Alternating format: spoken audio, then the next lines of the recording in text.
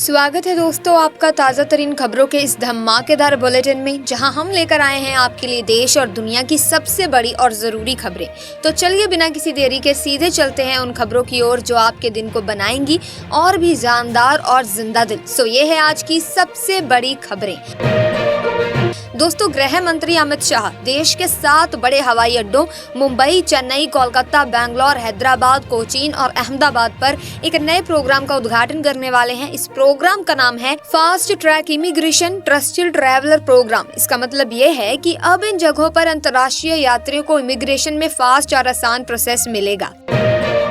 साथ ही पीएम मोदी ने तिरुवल्लुवर दिवस के मौके पर तमिल के मशहूर कवि तिरुवल्लुवर को याद किया और उनके सम्मान में एक संदेश लिखा। उन्होंने सोशल मीडिया पर कहा कि तिरुवल्लुवर की कविताएं सिर्फ तमिल संस्कृति की ही नहीं बल्कि हमारी पूरी दार्शनिक परंपरा की झलक दिखाती है। साथ ही दोस्तों, नई दिल्ली में शिक्षा मंत्री धर्मेंद्र प्रधान ने काशी तमिल संगमम के तीसरे चरण का उद्घाटन किया। साथ ही KTS पोर्टल भी लॉन्च किया। उन्होंने बताया कि इस बार काशी तमिल संगमम 15 से 24 फरवरी तक चलेगा। इसमें 10 दिनों के इस इवेंट में करीब 1200 प्रतिनिधि, शिल्पकार और इनोवेटर्स शामिल होंगे। साथ ही सरकार ने गांव के सबसे गरीब परिवारों की मदद के लिए जीरो पॉवर्टी योजना शुरू की है। इस योजना के तहत जिले की सभी 1037 ग्राम पंचायतों को टारगेट किया गया है। हर गांव से 25 ऐसे गरीब परिवारों को शामिल करने का प्लान है। मतलब कुल मिलाकर 25,925 परिवारों को सरकारी योजनाओं के जरिए आर्थिक रूप से बेहतर बनाने की कोशिश होगी। वहीं प्रयागराज, जो धर्म और अध्यात्म की नगरी है, हर बार महाकुंभ में कई अनोखी कहानियों का गवाह बनता है। इस बार भी कुछ ऐसा ही होगा। दान पुण्य से लेकर रिश्तों की नई कहानियां यहाँ बनेंगी। अब सोनभद्र के भिखारी बाबा को ही ले लो, वो यहाँ 101 बेटियों की शादी करवाने का संकल्प लेकर आए हैं और उनका तो ये भी कहना है कि पिछले 30 साल से उन्होंने अन्न नहीं खाया है।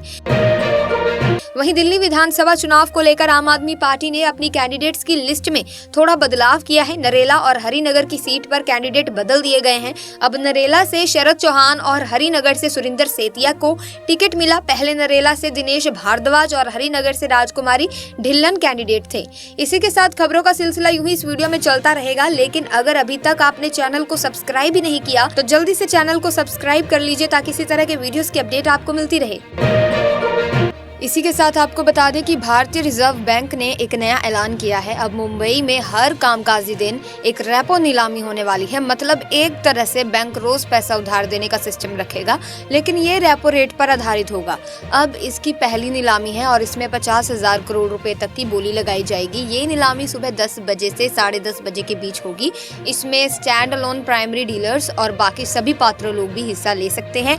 मतलब रोज बैंक के पैसे उधार लेने के नियम थोड़े बदलने वाले हैं। साथ ही मेटा इंडिया ने हाल ही में मार्क जुकरबर्ग के एक बयान को लेकर माफी मांगी है। दरअसल उन्होंने कहा था कि भारत में मौजूदा सरकार 2024 के चुनाव इसीलिए हार गई क्योंकि उसने कोविड-19 से निपटने का सही तरीका नहीं अपनाया। इस बयान पर काफी बवाल मच गया और अब कंपनी ने इसे अनजाने में हुई गलती बताया है। उन्होंने साफ किया है कि इसका मतलब किसी को ठेस पहुँचाना नहीं था। लोग इस बात को लेकर सोशल मीडिया पर काफी चर्चा कर रहे हैं। वहीं इजरायल और हमास के बीच आखिरकार सीज फायर का समझौता हो गया। मंगलवार को हमास ने इस पर साइन कर दिया। अब इसके बाद बंधकों और कैदियों को रिहा करने की प्रक्रिया शुरू होगी। दोनों पक्ष 15 महीनों से चल रहे इस लड़ाई को रोकने के लिए तैयार हो गए हैं।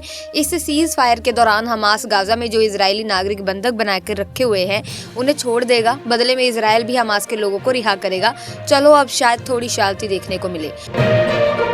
वहीं PhD chamber of commerce and industry के प्रेसिडेंट हेमंत जैन ने कहा कि भारत जबरदस्त तरीके से तरक्की कर रहा है। उन्होंने बताया कि अगर यही रफ्तार रही तो 2026 तक भारत जापान को पीछे छोड़कर दुनिया की चौथी सबसे बड़ी अर्थव्यवस्था बन सकता है। यानी पिछले 3 सालों की मेहनत अब रंग ला रही है। सोचो कितना बड़ा पल होगा ये हमारे देश के लिए। वहीं सैफ अली खान को लेकर एक बड़ी खबर आ रही है दोस्तों। मुंबई के बांद्रा में उनके घर पर किसी ने चाकू से हमला कर दिया। सैफ बुरी तरह से घायल हो गए हैं और उन्हें तुरंत लीलावती अस्पताल ले जाया गया। अभी डॉक्टर उनकी देखभाल कर रहे हैं। ये खबर सुनकर हर कोई हैरान है और फैंस उनकी सलामती के लिए दुआ कर रहे हैं। साथ ही श्रीलंकाई सरकार ने 15 भारतीय मछुआरों को रिहा कर दिया है। इन्हें भारतीय अधिकारियों को सौंप दिया गया है। अधिकारियों ने पहले उनकी मेडिकल जांच करवाई और उनके लिए इमरजेंसी पासपोर्ट का इंतजाम किया। फिर सभी मछुआरों को कोलंबो से चेन्नई एयरपोर्ट के लिए रवाना कर दिया गया। ये खबर सुनकर उनके परिवार वालों ने राहत की सांस ली होगी। साथ ही दोस्तों अमेरिका के राष्ट्रपति जो बाइडेन ने अपने विदाई भाषण में कुछ कड़ी बातें कही। उन्होंने चेतावनी दी कि अमेरिका में अब अति धनवान लोगों का दबदबा बढ़ता जा रहा है। उनका कहना है कि कुछ अमीर लोग सारी ताकत अपने हाथों में ले रहे हैं और ये चीजें अमेरिका के आम लोगों और लोकतंत्र के लिए खतरा बन सकती है। बाइडेन ने साफ कहा है कि अगर ऐसा चलता रहा तो देश के भविष्य पर बुरा असर पड़ सकता है।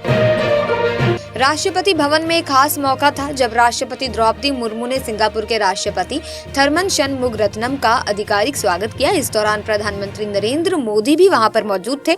बातचीत के दौरान सिंगापुर के राष्ट्रपति ने मीडिया से कहा कि भारत और सिंगापुर मिलकर डिजिटल क्षेत्र में नई नई संभावनाओं पर काम कर रहे हैं। उन्होंने इस साझेदारी को भविष्य के लिए बेहद खास बताया। इसरो ने दोस्तों एक बड़ा कमाल कर दिखाया। स्पेसएक्स मिशन के तहत चेजर और टारगेट नाम के 2 उपग्रहों को सफलतापूर्वक जोड़ दिया। ये सब भारतीय डॉकिंग सिस्टम की मदद से हुआ, जिसे पूरी तरह से हमारे देश में ही बनाया गया है। इस कामयाबी के साथ भारत अब अमेरिका, रूस और चीन के बाद ऐसा करने वाला चौथा देश बन गया है। वाकई ये हमारे लिए गर्व की बात है। साथ ही भारत ने गाजा को लेकर हुई इस नई पहल का स्वागत किया है। वहां बंधकों को रिहा करने और संघर्ष रोकने के समझौते को लेकर विदेश मंत्रालय ने कहा कि यह फैसला गाजा के लोगों के लिए बहुत मददगार साबित होगा। इससे मानवीय सहायता वहां तक आसानी और सुरक्षित तरीके से पहुंचाई जा सकेगी। भारत का तो हमेशा से यही कहना है कि सभी बंधकों को रिहा किया जाए, लड़ाई बंद हो और बातचीत के जरिए ही हल निकाला जाए। ये एक अच्छा कदम है और उम्मीद है कि इससे वहां की स्थिति बेहतर होगी।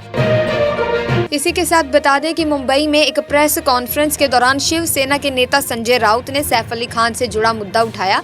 उन्होंने कहा कि सैफ अली खान एक जाने माने कलाकार हैं और उन्हें पद्मश्री सम्मान भी मिला है। हाल ही में उन्होंने और उनके परिवार ने पीएम मोदी से मुलाकात की थी। फिर उन्होंने चाकू से सैफ अली खान पर हुए हमले का जिक्र करते हुए कहा, जब ये हमला हुआ उस समय प्रधानमंत्री मोदी मुंबई में थे। इससे साफ है कि मुंबई की कानून व्यवस्था बिगड़ गई है। साथ ही दोस्तों अगली खबर देखिए। कुंभ मेले में शामिल होने वाले बाकी प्रवासियों के लिए भी ये एक खास मौका होता है जब वो अपनी संस्कृति विरासत पर गर्व महसूस करते हैं। अमेरिका, कनाडा, यूरोप और ऑस्ट्रेलिया जैसे देशों में रहने वाले भारतीय भी इस आयोजन का हिस्सा बनने के लिए यहाँ पर आ रहे हैं। इसी के साथ विदेश राज्य मंत्री कीर्तिवर्धन सिंह शाम को केरल के कोच्चि में कोच्चि संवाद 2025 के पहले चरण की शुरुआत करेंगे। ये कार्यक्रम विदेश मंत्रालय और पब्लिक पॉलिसी रिसर्च सेंटर के साथ मिलकर आयोजित किया जा रहा है।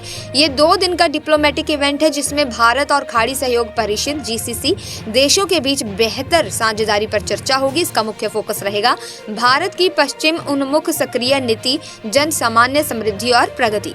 कुल मिलाकर भारत और खाड़ी देशों के बीच रिश्तों को और मजबूत करने की यहाँ पर बात होगी। खबरों का सिलसिला यूं ही चलता रहेगा आज के इस वीडियो में, लेकिन अगर आपने अभी तक चैनल को सब्सक्राइब नहीं किया है तो जल्दी से चैनल को सब्सक्राइब कर लें ताकि आपको नई वीडियोस की अपडेट मिलती रहे। वहीं आपको बता दें कि पीयूष गोयल जी जो कॉमर्स एंड इंडस्ट्री मिनिस्टर हैं, उन्होंने कहा कि आत्मनिर्भर और ग्लोबल कॉम्पिटिटिव इंडिया बनाने में हमारे देश के स्टार्टअप्स का बहुत बड़ा रोल है। उन्होंने ये बात दिल्ली में स्टार्टअप इंडिया के 9 साल पूरे होने के मौके पर कही। इस इवेंट में प्रभात फैक्ट बुक और भारत स्टार्टअप चैलेंज का लॉन्च भी हुआ। गोयल जी ने ये भी बताया कि सरकार की स्कीम्स जैसे फंड ऑफ फंड्स ने स्टार्टअप के लिए प्राइवेट इन्वेस्टमेंट लाने में हेल्प की है, खासकर छोटे शहरों यानी टियर 2 और टियर 3 सिटीज में। इससे वहां के स्टार्टअप्स को ग्रो करने का अच्छा मौका मिला है। साथ ही पंजाब, हरियाणा, चंडीगढ़, यूपी और राजस्थान में रात को घना कोहरा रहने वाला है। मौसम विभाग ने बताया कि सुबह सुबह भी इन इलाकों में कोहरा छाया रहेगा। इसके अलावा हिमाचल, उत्तराखंड, पश्चिम बंगाल के पहाड़ी इलाके, ओडिशा, MP और नॉर्थ ईस्ट के राज्यों में भी अगले 2 दिन कोहरा बना रहेगा। लगता है ठंड के साथ कोहरा भी परेशान करने वाला है।